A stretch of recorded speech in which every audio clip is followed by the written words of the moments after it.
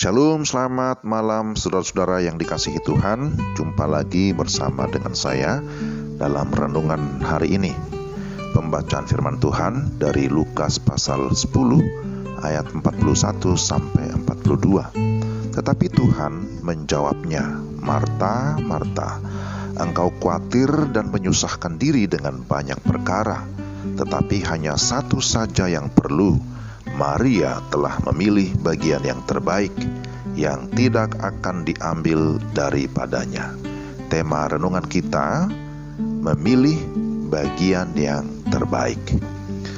Saudara yang terkasih dalam Tuhan, bagaimana rasanya jika hari ini Tuhan mengacungkan 2 jempol kepada saudara sambil berkata, "Bagus, itu pilihan yang terbaik." Pilihan-pilihan apa yang akan membuatnya begitu senang terhadap saudara dan saya sehingga dia memberikan pujian? Kita baru saja membaca tentang seorang perempuan bernama Maria yang menerima pujian dari Yesus karena ia telah memilih bagian yang terbaik yang tidak akan diambil darinya. Pilihan apa yang sudah dibuat Maria? Ia memilih untuk duduk di dekat kaki Tuhan Yesus dan terus mendengarkan perkataannya di dalam ayat 39. Dalam bahasa asli, bahasa Yunani Perjanjian Baru, untuk bagian yang terbaik ini mengandung konsep seperti hidangan terbaik di atas meja. Bayangkan sebuah meja perjamuan dengan berbagai macam hidangan. Ketika Maria memilih untuk duduk di kaki Yesus, ia dikatakan sedang memilih hidangan yang terbaik.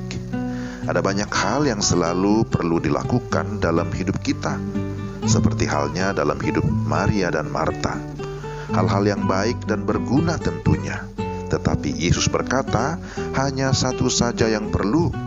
Maria telah memilih bagian yang terbaik. Artinya, banyak hal yang penting, ada banyak hal yang baik, tetapi hanya satu yang mutlak penting. Apakah hanya satu saja yang perlu itu? Yaitu berbicara tentang hubungan pribadi dengan Tuhan. Apakah hidangan terbaik di atas meja itu? Hubungan pribadi dengan Tuhan. Pilihan apa yang dihargai Yesus? Pilihan untuk membina hubungan pribadi dengannya. Waktu untuk mendengarkan Dia, waktu untuk bercakap-cakap dengannya. Tuhan memandang waktu-waktu ini begitu penting, sehingga di atas segala kebutuhan kita, Dia berkata, "Carilah dahulu kerajaan Allah dan kebenarannya." Matius 6 ayat 33. Memilih untuk mengutamakan Tuhan, menyediakan waktu untuk Dia, tampaknya sederhana, tetapi hal itu membutuhkan ketetapan hati, membutuhkan komitmen. Pilihan untuk membina hubungan pribadi dengan Tuhan akan membawa kita kepada pilihan-pilihan berikutnya.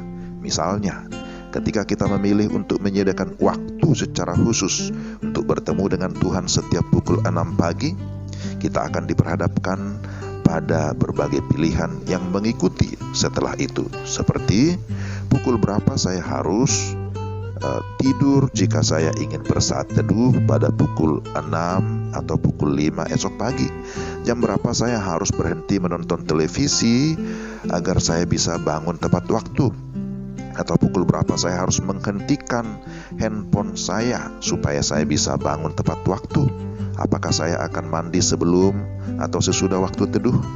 Di mana saya akan bersaat teduh? Dan lain sebagainya.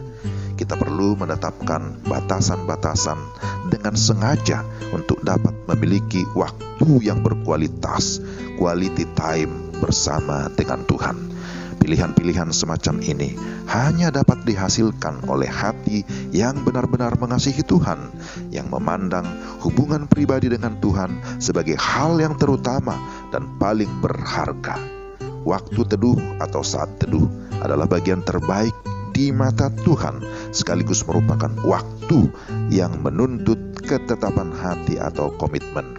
Apakah saudara berketetapan untuk memilih waktu yang terbaik setiap hari? Kiranya Tuhan menolong kita untuk dapat mengikuti firman-Nya, sebagaimana Maria sudah memilih bagian yang terbaik untuk duduk dekat kaki Tuhan dan terus mendengarkan firman-Nya. Tuhan, terima kasih untuk firman-Mu. Kami berdoa supaya Roh Kudus menolong kami, supaya kami dapat memahami firman-Mu dan kami dapat menjadi pelaku kebenaran firman-Mu. Dalam nama Yesus kami berdoa dan bersyukur. Amin. Demikian saudara-saudara renungan kita hari ini. Kiranya Tuhan memampukan kita dapat menerapkan firman-Nya. Shalom.